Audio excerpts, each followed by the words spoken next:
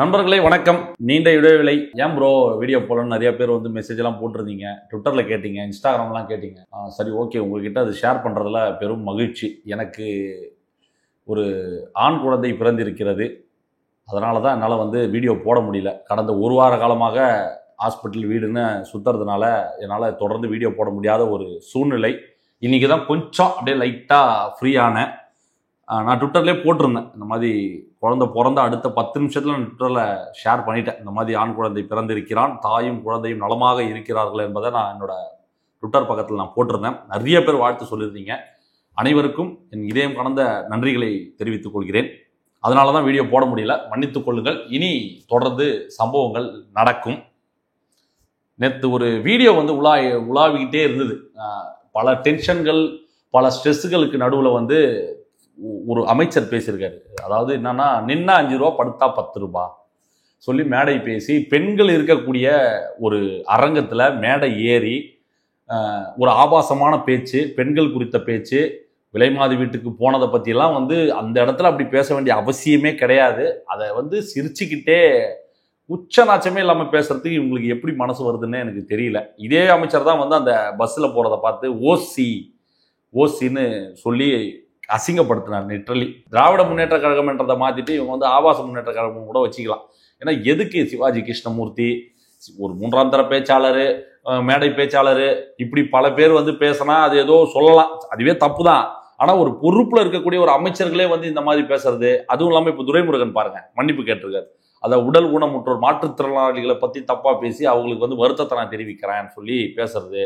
அந்த வயசு ஏற ஏற மெச்சூரிட்டி வரணுமே தவிர இப்படி எதுக்கு இப்படி போகணும்?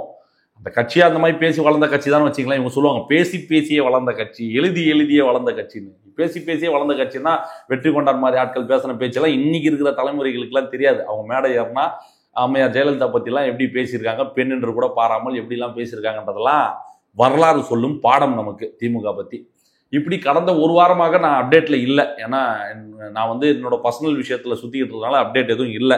சோஷியல் மீடியாவில் என்ன போய்கிட்டு இருந்தது எனக்கு தெரிஞ்சு குட் பேட் அங்கிலி படம் வந்தது, படத்தை போய் பார்த்தோம், அதுதான் நான் எனக்கு தெரியுமே தவிர மற்றபடி வந்து பெருசாக அப்டேட்டில் இல்லை. இப்போ தான் கொஞ்சம் சோஷியல் மீடியாவில் நான் ஆக்டிவாக இருந்தேன். அப்படி பார்க்கும்போது இன்னைக்கு ஏடிஎம்கே பிஜேபி கூட்டணி சொல்லி நமக்கு ஒரு இன்பச் செய்தி, இனிய செய்தியை வந்து இப்போ ஜஸ்ட் கொஞ்ச நேரத்துக்கு முன்னாடி நீங்கள் எல்லாரும் பார்த்துருப்பீங்க. இந்த வீடியோ வரதுக்கு முன்னாடி நீங்கள் எல்லாம் பார்த்துட்டு இருப்பீங்க. ஆட்சி அதிகாரத்தெல்லாம் எங்களுக்கு பங்குன்னு இவங்க ஆர்டர் போட்டுக்கிட்டு இருக்காங்க. இவங்க கட்சியால் அது அவங்க கட்சியான்னு தெரில.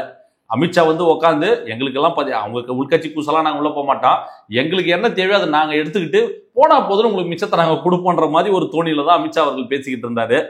அதற்கு பிறகு வந்து எப்படி சொல்றது, இந்த கட்சிக்காக அயராது பாடுபட்டு 24x7 என்று சொல்லக்கூடிய 24x7 உழைத்து கட்சியை எப்படியாச்சும் ஜெயிக்க வச்சிடணும்னு நினைச்சு போராடிய, லண்டன்லாம் போய் படிச்சுட்டு வந்த அண்ணன் அண்ணாமலையை வந்து இன்னைக்கு அந்த கட்சியோட தலைவர் பதவியிலிருந்து விடுவிக்கப்பட்டார். பல பேர் வந்து ஆர்ஐபி பிஜேபி தமிழ்நாடுன்னு சொல்லி அவங்களோட கதறல்களை வெளிப்படுத்திக்கிட்டு வராங்க. அதெல்லாம் பார்க்கும்போது ரொம்ப சந்தோஷமா இருந்தது. எப்படியும் உருப்படாம போகுதுன்னு வச்சுங்களேன். நமக்கு வந்து அதில் ஒரு பாசிட்டிவ். ஏன்னா ஆல்ரெடி திமுக மேல வந்து மக்கள் வந்து மிகப்பெரிய அதிருப்தியில இருக்காங்க. அது எப்படா 26 வரும் இவங்களுக்கு ஓட்டு போட்டு வீட்டுக்கு அனுப்பலான்னு. ஏன்னா அந்த அளவுக்கு அராஜகம், பேச விடுறதில்ல, நல்லது செய்ய விடுறதில்ல, ஒரு தண்ணீர் பந்தர் வைக்க விடுறதில்ல, ஒரு விலையில்லா விருதுகம் நடத்த விடுறதில்ல, ஒரு நலத்திட்ட உதவிகள்னா கூட பல பேர்கிட்ட எங்க போஸ்டர் ஓட்டினா கூட வந்து அதுக்கு மேலேயே நைட்டு போஸ்டர் ஓட்டு போனா காலைல அந்த இடத்துல வேற ஒரு போஸ்டர் இருக்குங்க. போய் கேட்டா வந்து அப்படிலாம் பண்ணக்கூடாது, அந்த வழியா அவர் போறாரு, இந்த வழியா இவர் போறாரு, அதனால நாங்கள் அனுமதி கொடுக்க மாட்டோம், நீங்க போடக்கூடாது, பேனர் தான் வைக்க விட மாட்டீங்க. இவங்க சொன்னாங்க, நம்ம கட்சியோட பொதுச்செயலாளர் வந்து பலூனை பத்தி பேசிட்டாரு, இவருக்கு என்ன அறிவு இருக்குலாம் சொன்னாரு. இப்போ இவர் அமைச்சர் வந்து எப்படிங்க 5 ரூபா 10 ரூபா, நின்னா 5 ரூபா படுத்தா 10 ரூபா, இது நாகரிகமா தெரியுதா உங்களுக்கு? அந்த கட்சியோட தொண்டன் தமிழக வெற்றி கழகத்தின் ஒரு மாவட்ட செயலாளர் ஒரு 75,000 80,000 செலவு பண்ணி ஒரு பொதுக்குழு நடத்துறதுக்கு ஒரு ப்ரொமோஷன் கண்டென்ட்டுக்காக அந்த ஒரு பலூன் விஷயத்த பண்றத, அவர் சொந்த பணத்தை போட்டு பண்ணதை அவர் ஒரு வருத்தமா அந்த இடத்துல பதிவு பண்றாரு. அண்ணா நான் அந்த மாதிரி பறக்க விட்டானே, பிடிங்கின்னு போயிட்டாங்கன்னு சொல்லி அவர் அந்த இடத்துல வெளிப்படையா உள்ளத்துல, அதாவது ஸ்கிரிப்டடெல்லாம் இல்லாம, அதாவது யதார்த்தத்தை வெளிப்படுத்தின ஒருத்தரை நீங்க அவ்வளோ ட்ரிகர் பண்ணி அவரை ட்ரோல் பண்ணீங்களே. இப்போ வந்து இந்த மாதிரி ஆபாசமா பெண்களை பத்தி, விலைமாது வீட்டுக்கு போனதை பத்திலாம் மேடை ஏறி ஓப்பனா பேசிட்டு இருக்காரு. இதை பத்திலாம் நீங்க எதுவுமே கேட்க மாட்டீங்களா? இதெல்லாம் உங்க காதுகளில் விழாதா? ஏதோ ஏதோ ஆக்ஷன் எடுத்திருக்காங்கன்னு நினைக்கிறேன். அக்கா கனிமொழி அவங்க கூட கண்டனம் தெரிவிச்சாங்களாம். அப்படி ஓடி வந்து அப்படி லைட்டா அப்படி அடிக்கிற மாதிரி கண்டனம்லாம் வந்து மீம் போயிட்டு இருக்கு.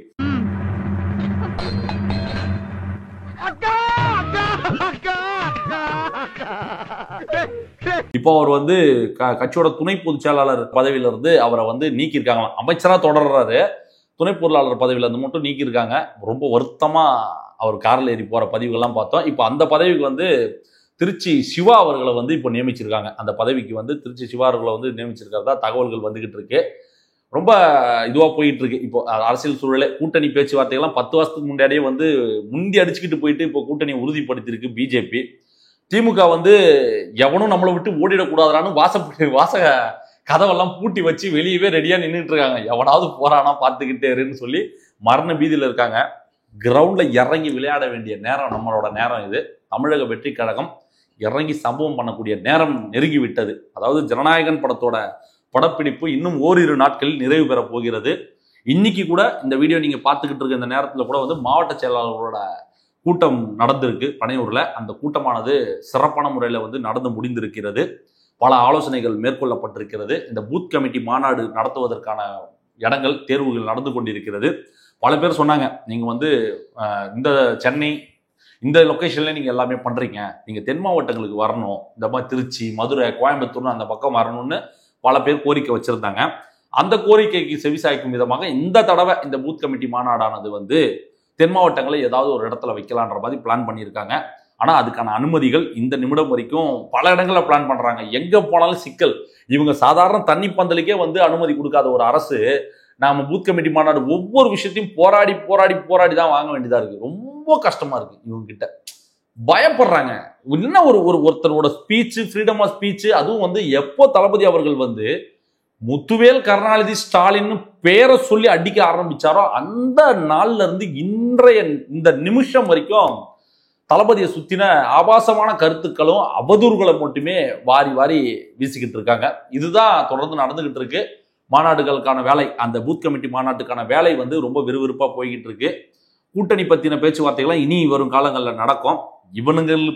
இவர்கள் செய்யக்கூடிய விஷயங்கள் எல்லாமே வந்து நமக்கு சாதகமாக தான் அமையுன்றத நமக்கு இந்த பார்க்கும்போதே நமக்கு கிளியரா தெரியுது. ரைட், இது நமக்கு ரொம்ப சாதகமாக தான் வரும்ன்ற மாதிரி தோணுது. பார்ப்போம். தளபதி அவர்கள் இன்னும் நடைப்பயணம்லாம் போக ஆரம்பிச்சார்னா இன்னும் பல சிறப்பான சம்பவங்கள்லாம் நடக்கிறதுக்கான வாய்ப்புகள் நிறையாவே இருக்கு.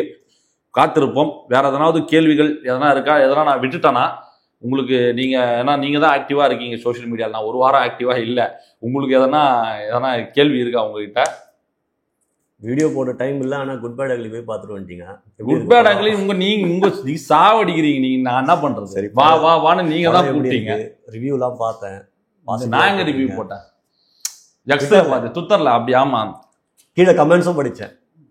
அது வந்து படம் ஓகே, அது நம்ம பார்ப்போம், எப்பவுமே பார்க்கறது தானே. நம்ம என்னைக்கு நம்ம ஃபர்ஸ்ட் டே ஃபர்ஸ்ட் அது தளபதி படமா இருந்தாலும் சரி, ஏகே படமா இருந்தாலும் சரி, நம்ம எப்பவுமே போய் பார்க்கறது தான். இந்த தடவையும் போய் நம்ம எல்லாரும் ஒன்னா தானே போனோம். ஏன் நீங்க தீவிர அஜித் ரசிகர், உங்களுக்கு படம் பிடிச்சதா? நீங்க அதை சொல்லுங்க. படம் எங்களுக்கு அது நீங்க எதை கொடுத்தாலும் நீங்க நல்லா தான் இருக்குன்னு. ஆனா விடாமுயற்சியை கம்பேர் பண்ணும்போது இது உங்களுக்கு வந்து ஒரு சூற வேட்டை, ஒரு சூற தீனி தான் இந்த படம் உங்களுக்கு. நான் படம் பார்க்கும்போது எனக்கு அந்த கமெண்ட்ஸ்லாம் பார்த்தீங்களா? கமெண்ட்ஸ் என்ன இருக்கு? அது காசு வாங்கிட்டான்டா, அதுக்கப்புறம் ஓட்டுக்காக பண்றான்டான்றலாம்.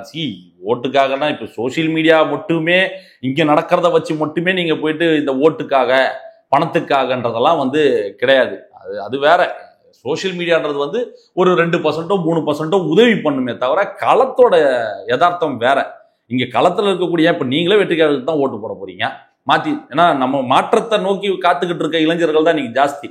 இன்னைக்கு அந்த குட் பேட் அக்லி படத்திலே வந்து அந்த இன்டர்வல் சீன்ல நண்பா ஐ எம் வெயிட்டிங் சொல்றதெல்லாம் வந்து அரசியலோட வந்து கனெக்ட் பண்ணி பார்க்கக்கூடிய பேரும் இன்னைக்கு இருக்காங்க.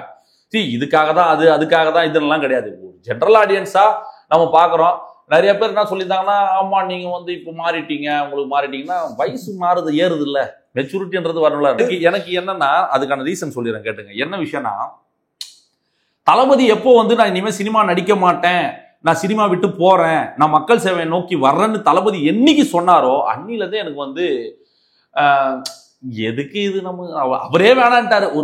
ஒரு நாட்டோட மன்னனே, இந்த நாட்டை ஆட்சி பண்றக்கூடிய ஒரு மிகப்பெரிய உச்சத்துல இருக்கக்கூடிய ஒரு மன்னனே தன்னோட கிரீடத்தை எடுத்து அப்படி வச்சுட்டு எனக்கு வேணாம், நான் மக்களோட மக்களா இருக்கிறேன்னு சொல்லி வரும்பொழுது மற்றதெல்லாம் எனக்கு பெருசாவே தெரியல. எனக்கு எல்லா படத்தையும் பார்க்கணும், கொண்டாடணும், செலிப்ரேட் பண்ணணும். நான் ஜென்ரலாவே ஒரு சினிமா லவர். அப்படி இருக்கும்போது எனக்கு இப்போ யாரை பார்த்தாலும் வன்மமோ, யாரை பார்த்தாலும் கோவமோ எல்லாம் எனக்கு தோணல. ஒரு ஜென்ரல் ஆடியன்ஸா எனக்கு படம் பார்க்கும்போது எனக்கு என்ன தோணுது, இந்த படம் நல்லா இருக்கா, ஒர்க் அவுட் ஆயிருக்கா, என்ன 4 இடம் கைத்தட்ட வச்சுதா, விசில் அடிக்க வச்சுதா. நான் அப்படித்தான், அதை ஜென் மோடுன்னு சொல்லுவாங்க பாரு. திருந்திட்டான், உத்தமா மாதிரி பேசுறான்னா, ஆமா வயசு ஏறுது, அதுக்கேற்ற மெச்சூரிட்டி வந்துதானே ஆகும். இப்போ ட்விட்டர்ல வந்து இந்த மாதிரி சில பேர் ஓட்டுக்காக இந்த மாதிரி வந்து பேசுறான் அப்படின்னு சொல்லிட்டு கமெண்ட்ஸ் ஒரு லாஜிக் இருக்கு. ஆனா ஒரு சில யூடியூபர்ஸே பாத்தீங்கன்னா இந்த ரோஸ்டர் பிரதர்லாம் அந்த வீடியோ பாத்தீங்களான்னு தெரியல. ஸோ அவங்களே பேசும்போது இவங்க விஜய் ஃபேன்ஸ் முட்டு கொடுக்கறதே வந்து விஜய் ஃபேன்ஸ் முட்டு கொடுக்க வேண்டிய அவசியமே கிடையாதுங்க. நாங்க இப்போதான் சொல்றோமே. அதே மாதிரி இல்ல நான் பல பதிவுகளை நான் பார்த்தேன். படம் வந்து சம்திங் லீக் ஆயிருக்குன்னு நினைக்கிறேன். அதை ஷேர் பண்றது ஏதோ ஒரு 2-3 பேர் ஷேர் பண்ணிருக்காங்க போல. அதோட ஸ்கிரீன்ஷாட் பண்ணிட்டு இருக்காங்க. நாட் ஒன்லி அது பைரசின்றது வந்து எப்பவுமே வரதுதான். அது நாட் ஒன்லி அஜித் சார் படம், விஜய் சார் படம் இல்ல, யார் படம் வந்தாலும். இப்போ சிக்கந்தர் படம், சல்மான் கான் படம்லாம் நைட்டே ரிலீஸ் ஆயிடுச்சு HD. கேம் சேஞ்சர் படமும் வந்து அன்னைக்கு ஃபர்ஸ்ட் ஷோ முடியறதுக்குள்ளே HD வந்துருச்சு. அது வந்து தடுத்து ஆகணும். அது மிகப்பெரிய ஆபத்து, தமிழ் சினிமா அழிக்கக்கூடிய ஒரு விஷயம். எங்கிருந்து வந்ததுன்னே தெரியல. அப்படியெல்லாம் வருது. அது நம்ம இந்த மாதிரி படம்லாம் நீங்க தியேட்டர்ல தாங்க போய் பார்க்கணும். பைரசி ஒரு பக்கம் இருந்தாலும் வந்து உங்களுக்கு அதுக்கான கூட்டம் ஏறிட்டு தான் இருக்கும்போது ஃபேன்ஸ் சாட்டிஸ்ஃபை பண்ணுதுன்னும் போது அது பார்க்க தான் போறாங்க வச்சுக்கோங்க. முட்டு கொடுக்கணும், ஓட்டுக்காக பேசணும் அவசியம் கிடையாது. மாறிட்டாங்க, மெயின் செட் மாறுது. எங்களோட நோக்கம் சினிமாவை தாண்டி இப்போ அரசியல், மக்கள் சேவைன்னு சொல்லி பசங்க அப்படி திங்க் பண்ண ஆரம்பிச்சதுனால அந்த வன்மம்லாம் போய் இப்போ மெச்சூரிட்டி வந்து ஒரு படமா பார்க்கலாம், நல்லா இருக்கா, நல்லா இருக்கு, நல்லா இல்லைன்னு சொல்லி கடந்து போகலாம். நீங்க வந்து 100% ஒருத்தர் வந்து திருப்திப்படுத்துற மாதிரி படம் யாராலையுமே எடுக்க முடியாது. நீங்க என்னதான் வந்து அபூர்வத்தை நீங்க அப்படியே இது வரைக்கும் யாரும் பார்க்காத ஒரு காவியத்தை நீங்க படைச்சு எத்தனை போய் வச்சாலும் அது சரியில்லைன்னு சொல்றவங்க இருக்கதான் செய்வோம். ஒரு 80% to 90% சாட்டிஸ்ஃபை பண்ணுதா, ஒரு 10% பீப்புள்ஸ்க்கு அது பிடிக்காம தான் போகும். இப்போ உங்களுக்கு பிடிச்சிருக்கு, எனக்கு பிடிச்சிருக்கு, நம்ம கூட வந்த பல ஆடியன்ஸ்க்கு வந்து இல்லை என்ன அது ஓவர் ரெஃபரன்ஸா இருக்கு, மேஷப் பண்ணி வச்சிருக்காங்களான்னு சொல்றாங்க.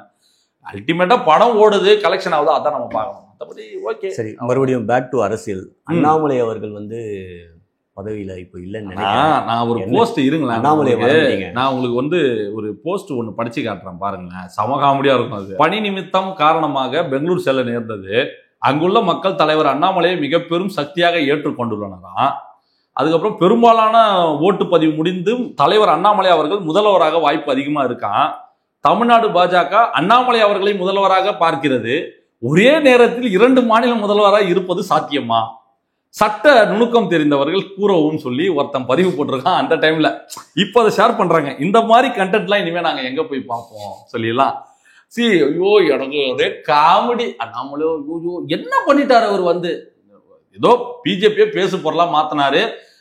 அவரோட ஐடி விங் வந்து பணத்தை கொடுத்து வந்து அவரை வந்து ஜெய் அண்ணாமலை தான் தமிழ்நாட்டுக்கான விடியலை கொடுக்க போறாருலாம் வந்து ப்ரொமோஷன் பண்ணிட்டு இருந்தாங்க. போராடலாம், கான்ட்ரவர்சியா பேசி செய்திகள் வந்து அவரை சுத்தி நகர்ற மாதிரி ஒரு விஷயத்த பண்ணாரே தவிர வேற என்னத்த பண்ணிட்டாருன்னு சொல்லி வந்து இவரு போறதை பார்த்துட்டு ஐயோ அண்ணாமலை போயிட்டாருன்னா தமிழ்நாட்டை காப்பாற்ற முடியாது, ஐயோ அண்ணா என்னங்கடா சும்மா சீனம் போட்டுருக்கிறீங்க, போகடா அந்த பக்கம் சொல்லி காமெடியா சிரிப்பா இருக்கு. எனக்கு என்ன காமெடினா எடப்பாடியோட ஈகோ ஜெயிச்சது பாருங்க. அண்ணாமலை தூக்குனா நான் கூட்டணி வைக்கிறேன், அண்ணாமலை போனேன், எனக்கு அண்ணாமலை போயிடுச்சுன்னா நான் வந்து கூட்டணி வைக்கிறேன்னு சொல்லி அவர் போன அடுத்த நிமிஷமே இப்ப பாருங்களேன் கூட்டணி வச்சு இப்ப அமித்ஷா என்ன பேச்சு பேசிட்டு இருக்காரு பாருங்க. அண்ணாமலையை தூக்குனது எடப்பாடி அவர்கள் தான். அவரோட ஈகோ ஜெயிச்சிச்சுன்னு தான் நான் சொல்லுவேன். அண்ணாமலை போனோம் அப்பதான் கூட்டணி வைப்பேன்னு.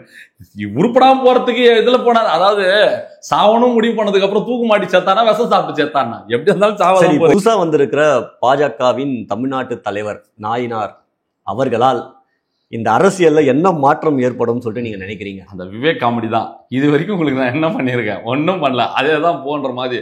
தமிழ்நாட்டில் பிஜேபி கிடையாதுங்க. அது வந்து சும்மா அந்த மத துவேஷத்தை ஏற்படுத்தி ஒரு பிரிவினைவாதத்தை பேசிக்கிட்டு மத அரசியலை வந்து முன்னெடுக்கிறதா தமிழ்நாட்டின் பிஜேபியோட முக்கியமான அஜெண்டாவாகவே இருந்தது. ஏடிஎம்கேவை கபலீகரம் பண்ணணும், அதை முழுங்கணுன்றதான் அவங்களோட ஒரு முக்கிய குறிக்கோளாகவே இருந்தது. எனக்கு அப்படி தெரியல, எப்படி சரத்குமார் கட்சியை வாங்கினாங்களோ அந்த மாதிரி வாங்கிடலான்னு தான். சரத்குமார் எங்க கட்சி நடத்தியிருந்தாரு, அதெல்லாம் விட்டுருங்க. இல்ல மெர்ஜ் பண்ணிட்டாங்கல்ல, அது அவர் மாதிரி இல்ல. ஏடிஎம்கே தொண்டர்களை வந்து முட்டாளாக்குறாங்க இவங்க. அந்த அம்மா வந்து என்ன சொல்லிச்சு சாவறதுக்கு முன்னாடி, மோடியா லேடியா, நான் வரலாற்று பிழை ஒரு நடந்துருச்சு, இனிமே வந்து எக்காரத்து கொண்டும் அதிமுக வந்து பிஜேபியோட கூட்டணி இல்லைன்னு சொன்னவங்க அந்த அம்மா. இப்போ அந்த அம்மாவோட பேச்சே மீறி நீங்க வந்து பிஜேபியோட கூட்டணி வைக்கிறீங்கன்னா அது வந்து புரட்சி தலைவி டாக்டர் அம்மா ஜெயலலிதா அவர்களுக்கு செய்யும் துரோகம். அதை ஏடிஎம்கேவில் இருக்கக்கூடிய கடைகோடி தொண்டனும் மன்னிக்க மாட்டான். புரியுதுங்களா? அதனால வந்து பெரும்பான்மையான ஓட்டு, சிறுபான்மையோட ஓட்டு, இஸ்லாமியர்கள், கிறிஸ்துவர்கள், தலித்து ஓட்டு, இப்படி பல லட்சக்கணக்கான ஓட்டு ஏடிஎம்கேலேருந்து தூள் தூளா சுக்கு நூறா உடைந்து தமிழக வெற்றி கழகத்தின் பின்னால் அணி சேர போகிறது.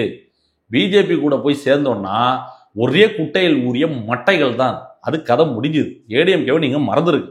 சொல்லுவாங்க நிறைய பேர் ஏடிஎம்கே விமர்சனம் பண்ண மாட்டாரு, ஏடிஎம்கே விமர்சனம் பண்ண மாட்டாருன்னா அது முடிஞ்சு போயிடுச்சு. காலி, க்ளோஸ். புரியுதுங்களா? நீங்க வேணா புதுசா போய் எடப்பாடி போய் நீங்க வந்து விமர்சனம் பண்றதுக்கு என்ன இருக்கு? அவங்க பேர்லயும் ஊழல் குற்றச்சாட்டுகள் இருக்கு, கொடநாடு கொலை வழக்குன்னு சொல்லி பல ஊழல் புகார்கள் ஒவ்வொரு அமைச்சர்கள் பேர்லயும் இருக்கு. இவங்களை விட அவங்க ஒன்றும் யோகியம். 2 பேரும் ஒரே தராசுல வச்சு அப்படியே ஸ்ட்ரைட்டா ஸ்டெடியா நிற்பாங்க. அதனால வந்து அவங்கள வந்து விமர்சனம் பண்றாருன்னா இப்ப ஆளுங்கட்சி அது. இவங்களை விட அவங்க அராஜகம் பயங்கரமா பண்ணிக்கிட்டு இருக்காங்க. புரியுதுங்களா? அதனால எங்களோட கேள்வி அவங்கள நோக்கி இருக்கு. அதனால வந்து எப்போ அவங்க வந்து பிஜேபியோட கூட்டணின்னு சொன்னாங்களோ அப்பயே வந்து ஏடிஎம்கே கதை பரீடு செய்யப்பட்டது. அது புரியுதுங்களா? உருதுல கூட ஒரு வார்த்தை சொல்லுவாங்க, கபரஸ்தான் சொல்லுவாங்க. அந்த மாதிரி வந்து புதைச்சிட்டாங்க போட்டு ஏடிஎம்கே. அதுல இருக்கக்கூடிய பெருவாரியான தொண்டர்கள் தமிழக வெற்றி கழகம் பக்கம் வருவாங்க. திமுகவோட எதிர்ப்பு ஓட்டுகளும் தமிழக வெற்றி கழகத்தின் பக்கம் வரும். இளைஞர்களோட சக்தி, பெண்களோட ஓட்டுகள் எல்லாமே வந்து தமிழக வெற்றி கழகம் இந்த 2026 தேர்தலை மிகப்பெரிய அளவில் அறுவடை பண்ணும். எனக்கு நம்பிக்கை இருக்கு. அவர் தளபதி அவர்கள் வந்து இப்போ அந்த சுற்றுப்பயணம் ஆரம்பிக்கட்டும், அப்போ தெரியும் உங்களுக்கு இந்த மாஸ் எப்படி சேருதுன்றது. மோஸ்ட்லி எல்லா விஷயத்தையுமே கவர் பண்ணிட்டோம். ஆனால் இன்னும் ஒரு விஷயத்த கவர் பண்ணல. என்ன கவர்? ஸோ அதை பண்ணலைன்னா வந்து ஒரு வீடியோ ஃபுல்ஃபில் ஆகாதுன்னு நினைக்கிறேன். என்ன விஷயம்? அண்ணாமலையும் அண்ணன் சீமானும் ஒரே மேடையில் வந்து ரீசெண்டா பார்த்தோம் நம்ம. அவரை நீங்க பாத்தீங்களா? சிரிக்கணும், அது அப்பதான் நல்லா இருக்கும். அது வந்து ஏடிஎம்கே வந்து இப்போ புதைஞ்சிருக்கு. நாம் தமிழ் என்றோ புதைக்கப்பட்டது. அது ஒரு மீம் ஒன்று, கடலுக்கு மூச்சில ஒரு பாழத்தை தத்தளிச்சுக்கிட்டு இருக்கோம், கீழே வந்து ஒரு மண்டபோட சேர் போட்டு உக்காந்துருப்பார். அந்த மாதிரி என்னைக்கோ செத்து போயிடுச்சு. அது அவர் வந்து மதவாத சக்திகள், ஜாதி வரி பேசக்கூடியவர்கள் உட்காந்து மாநாடி, அதாவது பிஜேபி கூட கூட்டணியில் இருக்கக்கூடிய கட்சிகள்லாம் சேர்த்து வச்சு மாநாடு போடுறாரு. திமுகவே திமுகவே சொல்லி இப்போ ஒரு இந்த எஸ்ஆர்எம் காலேஜோட ஒரு ஈவெண்ட்ல ரூம்குள்ள உட்காந்து அண்ணாமலையும் சீமானும் பேசுற மாதிரி கதை முடுங்கப்பா கேட்கறாங்க. போட்டோ லீக்கடு போட்டோ வந்து அதுக்கப்புறம் அது விழாக்கு போயிருக்காருன்னு வச்சுங்களேன். அந்த விழாக்கு போனதை எடுத்து போட்டு வந்து அங்க பாராட்டுறாரு. ஐயா மோடி தமிழ் மேல எவ்வளவு பற்று இருக்கு தெரியுமா, போராடலாம் தமிழ்ல பேசுறாருன்றதெல்லாம் வந்து உருட்டிஇருந்தார் அண்ணன். அவருக்கும் வேற வழி தெரியல பரமாதான். புரியுதுங்களா? அவர் வந்து துண்டு போட்டு பார்த்தாரு. தளபதி அவர்களுக்கு வந்து நம்ம அண்ணன் விஜய் அவர்கள் மேல வந்து அண்ணன் சீமான் மேல நல்ல மரியாதை இருந்தது. அதை இவரே கெடுத்துக்கிட்டாரு. சீமானே வந்து அதை கெடுத்துக்கிட்டாரு. அது ஏடிஎம்கே பக்கம் போலான்னு பார்த்தாரு. அங்கேயும் வந்து ஹவுஸ் ஃபுல்லு. இந்த பக்கம் அண்ணாமலை பார்த்தா அண்ணாமலையும் போஸ்டிங் காலி. எந்த பக்கம் போனா இப்ப திக்கற்றவனுக்கு தெய்வம் துணின்ற கதையா இப்ப அண்ணன் தனியா நிக்கிறாரு. நான் யாரோட கமிட்மெண்ட்டுக்கும் போக விரும்பல, மறுபடியும் முயற்சி இல்லைன்னா பயிற்சின்னு சொல்லிட்டு இப்ப மறுபடியும் பேச ஆரம்பிச்சிட்டாரு. அடுத்த 5 வருஷத்துக்கு வந்து கட்சி காணாம போகும்.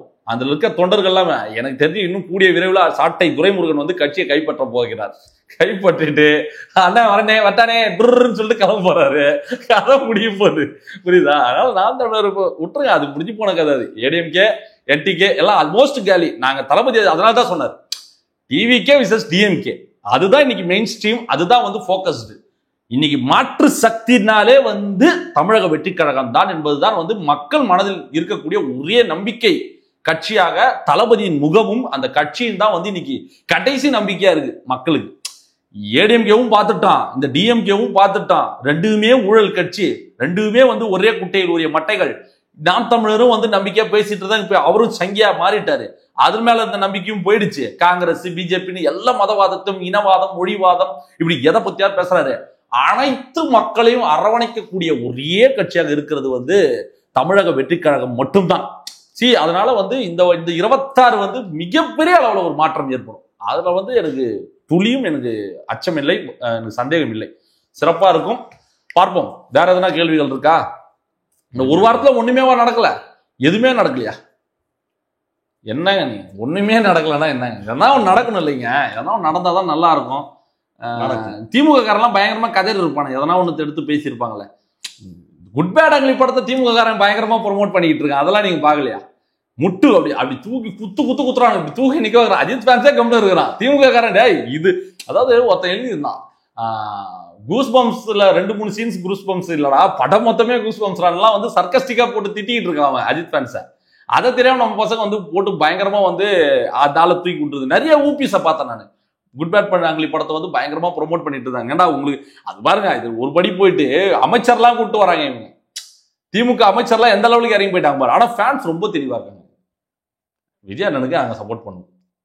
அஜித் ஃபேன்ஸ் ஆகட்டும், விஜய் ஃபேன்ஸ் ஆகட்டும், சூர்யா ஃபேன்ஸ் ஆகட்டும், யாரா இருந்தாலும் அவங்க சொல்றது என்னவா இருக்குன்னா, நாங்க வந்து விஜய் அண்ணனுக்கு சப்போர்ட் பண்ணுவோம், ஓட்டு போடுவோன்றாங்க. இவங்க பல்பு வாங்க போறாங்க பாருங்க. இவங்க என்னவோ நினைச்சுக்கிட்டு இருக்காங்க நம்ம பசங்களை. அவங்க எந்த டைம்ல என்ன முடிவு எடுக்கணுமோ அதெல்லாம் கரெக்டா எடுப்பாங்க. இந்த ஒரு வார காலமாக நிறைய சுவாரஸ்யமான விஷயங்கள்லாம் நடந்திருக்குன்னு பார்த்தா ஒன்றும் நடக்கல. இந்த இன்னைக்கு தான் நடந்திருக்கு. அதுவும் அண்ணாமலை போன மேட்ரு, அமித்ஷா வந்து ஊழல் பட்டியல் நாங்கள் அது பண்ண போறோம், நாங்க எங்களுக்கு என்ன தேவையோ நாங்க எடுத்துக்க போறோன்ற பற்றிலாம் பயங்கரமா பேசியிருக்காரு. இன்னும் அந்த பெட்டி என்ன ஆச்சுன்னு தெரியல. எந்த பெட்டியை? ஆளுநர் கிட்ட ஒரு பெரிய யாரு? அண்ணாமலை குத்தத்தான ஊழல் பட்டியல். அதெல்லாம் முடிஞ்சு போச்சுங்க. அரசியல் ஏங்க இவனுங்கெல்லாம் வந்து எப்படின்னாங்க கேமராக்காக பண்றாங்க எல்லாமே. ஒட்டி எடுத்துட்டு போறது, ஊழல் புகார் கொடுக்கறது. இப்போ எப்படி திமுக பாஜக எதிர்ப்புன்னு சொல்லி தமிழ்நாட்டில் ஓட்டு வாங்கி ஜெயிச்சாங்க, இன்னைக்கு வரைக்கும் அதெல்லாம் பண்ணாங்களா பாத்தீங்களா? ஏதாச்சும் பண்ணாங்களா பாத்தீங்களா? நீட்டுன்னு சொல்லி ஏமாத்தி இன்னைக்கு கூட ஒரு மாணவி தற்கொலை, மாணவர் தற்கொலைன்ற மாதிரி நான் செய்தி பார்த்தேன். நான் இன்னைக்கு நீட்டை பார்த்து பயந்து இறக்கக்கூடிய ஒவ்வொரு மாணவர்களுக்கும் ஹோப்பு கொடுத்து ஏமாத்தினது யாரு? ரகசியம் இருக்கு சொல்லின்னு ஏமாத்தினது யாரு? இவங்க சொல்றாங்க கோர்ட்ல போய் கேஸை போடு, பிஜேபி தானே கொண்டு வந்தது நீட்டு, இன்னைக்கு நினைச்சா கூட ஒன்றிய அரசு நினைச்சா அந்த நீட்டை எடுத்துடலாம் இல்லையா? நீங்க ஏன் ஆளும் தரப்பை பார்த்து திமுக அரசு, மாநில அரசு நீங்க குற்றம் சொல்றீங்க? பிஜேபி தான் நீங்க கேள்வி கேட்கணும்னு. ஏடா இந்த நீட்டை ஒழிக்க முடியாது, எடுக்க முடியாது. மாநில பட்டியல இருந்து பொது பட்டியலுக்கு கல்வி போயிடுச்சு, மாநில பட்டியலுக்கு மாத்தினாதான் அதுல இருந்து நமக்கு விடுதலை கிடைக்கும்ன்றது எங்களுக்கு தெரியாம கிடையாது. நீங்க ஏன் பொய் சொல்லி ஏமாத்துனீங்கன்றதா எங்களோட கேள்வியாவே இருக்கீங்க. நீங்க ரகசியம் இருக்கு, நாங்க வந்த உடனே நீட்டு போயிட்டா நீங்க கவலைப்படாதீங்கன்னு நாங்க என்ன சொல்லிருக்கோம்? நீங்க என்ன தெரியுமா சொல்லிருக்கணும்? கோச்சிங் கிளாஸ் நாங்க ஏற்படுத்தி கொடுக்குறோம், நீங்க தயாரா இருங்க, அது போது போட்டோம், நீங்க படிச்சு நீங்க பாஸ் பண்ற வழியை பாருங்க, உங்க கூட தமிழ்நாடு அரசு உங்க பின்னாடி நிக்கும், நீங்க பயப்படாதீங்க, நாங்க எப்படியாச்சும் இந்த நீட்டை ஒழிச்சிருவோம், நீங்க இருந்தாலும் ட்ரைனிங் கிளாஸ் நீங்க ட்ரைனிங் போங்க, நீட் கிளாஸ் கோச்சிங் போங்க, தமிழ்நாடு முழுவதும் வந்து இலவச நீட் பயிற்சி மையங்கள் திறக்கப்படும் நீங்க சொல்லியிருந்தீங்கன்னா நாங்க பாராட்டி இருப்போம். நீங்க என்ன சொன்னீங்க? நீட்டு ரகசியம் இருக்கும் எங்களுக்கு, நாங்க வந்த உடனே போயிடும், பயப்படாதீங்க, நாங்க அப்படி ஆட்சியில் அப்படி உக்காந்த உடனே நீங்க பேப்பர் தூக்கி போட்டு போலாம்லாம் பேசுறீங்க. நீங்க அதை ஏன் போய் சொல்லி ஏமாத்தினீங்க தான் நாங்க கேட்கறோம்.